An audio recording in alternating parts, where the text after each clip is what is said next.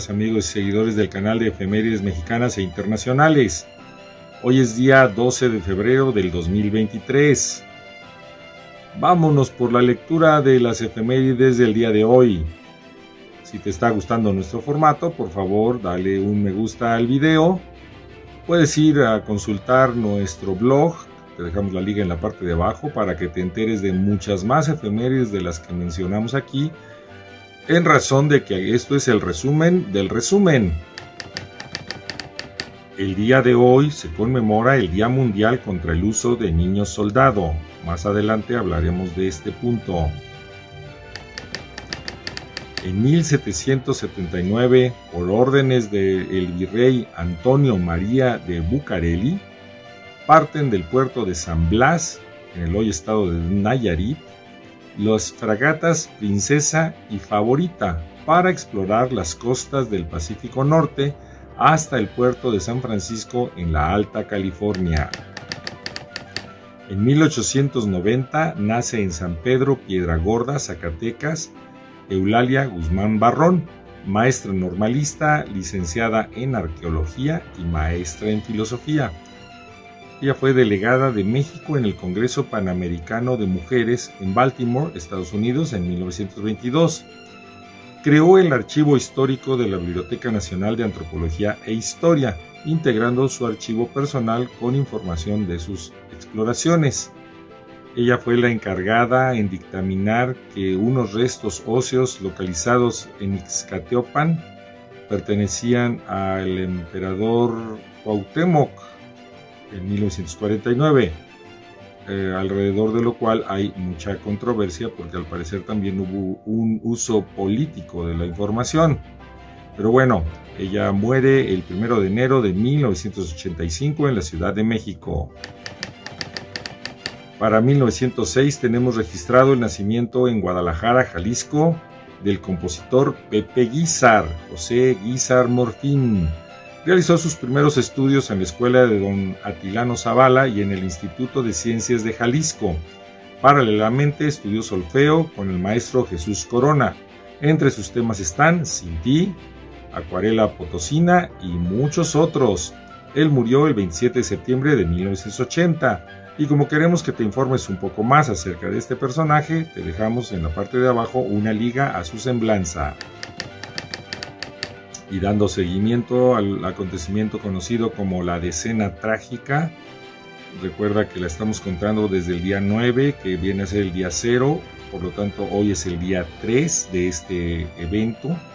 En 1913, el embajador de Estados Unidos en México, el señor Henry Lane Wilson, de manera bastante hipócrita porque él fue el que provocó el golpe militar, en compañía de los ministros de Alemania e Inglaterra, se entrevista en Palacio Nacional con el presidente Madero para pedirle garantías para las propiedades de extranjeros en estos momentos de convulsión interna. Claro, lo único que le interesaba era cuidar los bienes, pero él habiendo provocado el alboroto. En 1943 nace el reconocido pintor mexicano Teodulo Rómulo, cuya obra se distingue por una mezcla de realismo y fantasía, a través de la cual realiza interpretaciones de la cotidianeidad utilizando colores típicos de las artesanías mexicanas.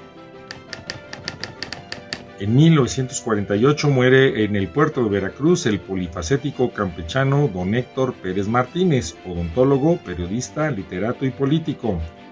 Fue gobernador de su estado y secretario de gobernación con el presidente alemán. Aparte de diversos poemas y estudios literarios, dejó las obras La sombra del patio, Imagen de nadie, Juárez el impasible y Cuauhtémoc, vida y obra. Él había nacido el 21 de marzo de 1906. Y en el campo de la educación en México tenemos una efeméride muy importante, ya que en 1959 se crea la Comisión Nacional de Libros de Texto Gratuitos, la CONALITEC, por decreto del presidente Adolfo López Mateos, siendo secretario de Educación Pública Jaime Torres Bodet, personajazo. La presidencia de la CONALITEC fue encomendada al escritor Martín Luis Guzmán, otro gran personaje. Los primeros ejemplares fueron entregados el 16 de enero de 1960. Para 1962, la portada de los libros cambió y se empleó la obra de Jorge González Camarena, otro personajazo, llamada La Patria, que se convertiría en un ícono de los libros educativos. En 1966 publicó su primer tiraje en braille y para 1982 se creó una serie de monografías de los estados de la República, una efeméride francamente muy valiosa. Por cierto, vayan a conocer a Jorge González Camarena, el autor de esta pintura.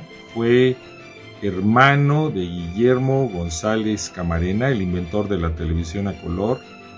Te dejamos en la parte de abajo una semblanza de este personaje, Jorge González Camarena, famoso pintor, para que profundices un poco en su gran obra. Es un pintor increíble. Varias obras son icónicas y hablan del nacionalismo mexicano.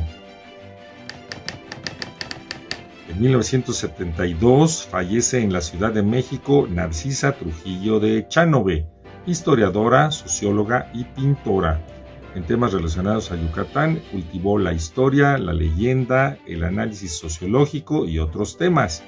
En diversos congresos mexicanos presentó trabajos sobre historia. Realizó miniatura pictórica. Fue madre del sociólogo Carlos Alberto Echanove Trujillo.